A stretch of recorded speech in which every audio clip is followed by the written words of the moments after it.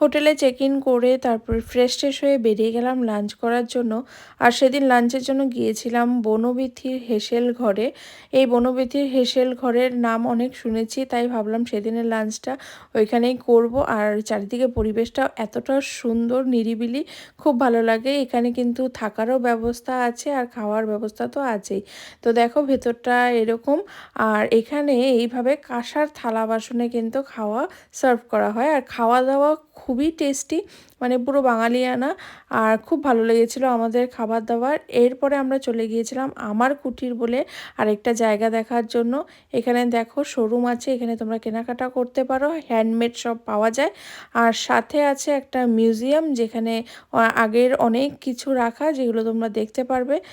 তো আমরা এগুলো দেখে তারপরে এখান থেকে আমরা আবার বেরিয়ে যাব আরেকটা জায়গা ঘোরার জন্য।